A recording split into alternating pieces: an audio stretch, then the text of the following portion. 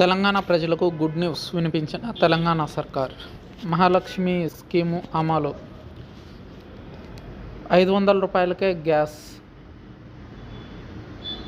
దీనికి సంబంధించి గైడ్లైన్స్ ఇవాళ విడుదల చేసింది తెలంగాణ ప్రభుత్వం. మహాలక్ష్మి పథకం గైడ్లైన్స్ తెలంగాణ సర్కార్ విడుదల చేసింది. తెల్ల రేషన్ కార్డు ఉన్న వాళ్లకు మాత్రమే మహాలక్ష్మి పథకం వర్తిస్తుందని వెల్లడించింది. ప్రజాపాలనకు దరఖాస్తు చేసుకున్న వారు పథకానికి అర్హులుగా నిర్ణయించింది. మహిళా పేరుపై గ్యాస్ కనెక్షన్ ఉన్నవారికి మాత్రమే మహాలక్ష్మి పథకం వర్తిస్తుందని తెలిపింది. గత 3 ఏళ్లలో సిలిండర్ల వినియోగాన్ని పరిగణలోకి తీసుకొని ప్రభుత్వం 500 రూపాయల గ్యాస్ సిలిండర్ ఇచ్చే స్కీమ్కి సంబంధించిన జీవోను ప్రభుత్వం అమలు చేసింది. సబ్సిడీ కోసం గ్యాస్ సిలిండర్ను 3 క్రైటీరియాలుగా ప్రభుత్వం ప్రకటించింది. సబ్సిడీ సిలిండర్ కోసం ప్రజాపాలనలో అప్లై చేసిన వారి లిస్టు ఆధారంగా 39,50,000 మంది లబ్ధిదారులను గుర్తించనుంది.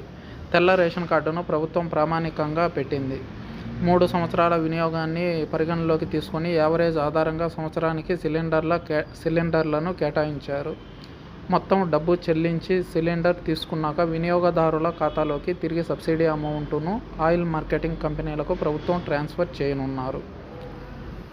నెల సబ్సిడీ అమౌంట్ని ఆయిల్ మార్కెటింగ్ కంపెనీలకు ప్రభుత్వం నేరుగా ట్రాన్స్ఫర్ చేయనుంది.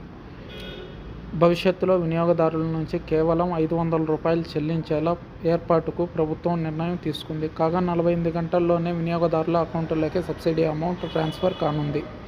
అయితే ఇన్ని రోజులుగా 500 రూపాయలకే గ్యాస్ సిలిండర్ వస్తుందని ఎదురు చూస్తున్న తెలంగాణ ప్రజలకు ఇది బ్యాడ్ న్యూస్ అని చెప్పాలి. ఎందుకంటే చాలామంది మహిళల పేరు మీద కాకుండా భర్త, మామల పేర్లపైన గ్యాస్ కనెక్షన్లు ఉన్నాయి. దీంతో గ్యాస్ కనెక్షన్ మహిళ పేరు మీదే ఉండాలన్న నిబంధన తప్పనిసరైనందున ప్రజల్లో ఆగ్రహం వ్యక్తం అవుతుంది.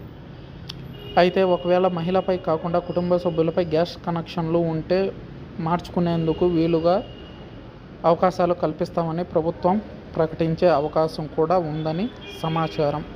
కాగా డిసెంబర్ 2023లో గ్యాస్ కనెక్షన్ మహిళ పేరు మీదనే ఉంటేనే వర్తిస్తుందని వార్తలు రావడంతో గ్యాస్ ఏజెన్సీల వద్దకు ప్రజలు బారులు తీరిన విషయం తెలిసిందే.